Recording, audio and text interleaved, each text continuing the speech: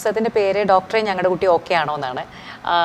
ഇപ്പോൾ അത് അതിൻ്റെ ടൈറ്റിൽ ഞാൻ അങ്ങനെ വെക്കാൻ തന്നെ കാരണം ഏറ്റവും കൂടുതൽ പീഡിയാട്രീഷ്യൻസ് കേൾക്കുന്ന ഒരു സംശയമാണത്, അല്ലെങ്കിൽ ഞങ്ങളോട് മാതാപിതാക്കൾ ചോദിക്കുന്നൊരു ചോദ്യമാണത്. അപ്പോൾ ഒരു കുഞ്ഞ് ഓക്കെ ആണോ എന്ന് പറയാൻ കുറേ കാര്യങ്ങൾ നമുക്ക് നോക്കാനുണ്ട്. ആ കുഞ്ഞിൻ്റെ തൂക്കം, ഹൈറ്റ്, അല്ലെങ്കിൽ ആ കുഞ്ഞ് കഴിക്കുന്ന ഭക്ഷണങ്ങൾ, പിന്നെ ആ കുട്ടിയുടെ ബുദ്ധിവികാസം, ഓരോ പ്രായത്തിലും ആ കുഞ്ഞ് ചെയ്യേണ്ട പല പല കാര്യങ്ങളുണ്ട്.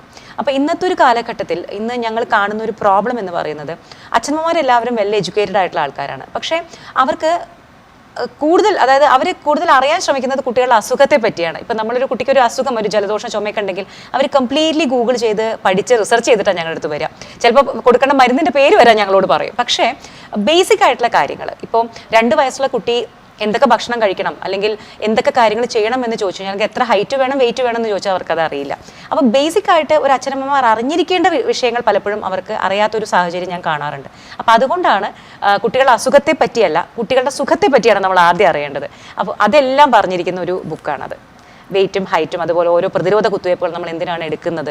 ഇന്ന് നമുക്കറിയാലോ, ഇപ്പോൾ സോഷ്യൽ മീഡിയയിൽ പ്രതിരോധ കുത്തിവയ്പ്പുകൾക്ക് എതിരെ ഭയങ്കരമായ ക്യാമ്പയിൻ നടക്കുന്ന ഒരു സമയമാണ്. അപ്പോൾ ഓരോന്നും നമ്മൾ ഏതൊക്കെ അസുഖങ്ങൾക്കാണ് എടുക്കുന്നത്, ഏത് സമയത്ത് എടുക്കണം, എന്തൊക്കെ കാര്യങ്ങൾ ശ്രദ്ധിക്കണം, അങ്ങനെ ജനറലായിട്ടൊരു ജനിച്ച മുതൽ ഒരു 18 വയസ്സ് വരെ ഒരു കുഞ്ഞിൻ്റെ ജീവിതത്തിൽ ഒരു അച്ഛനമ്മമാർ അറിഞ്ഞിരിക്കേണ്ട അടിസ്ഥാനപരമായിട്ടുള്ള കാര്യങ്ങളെല്ലാം ഉൾപ്പെടുത്താൻ ഞാൻ ശ്രമിച്ചിട്ടുണ്ട്.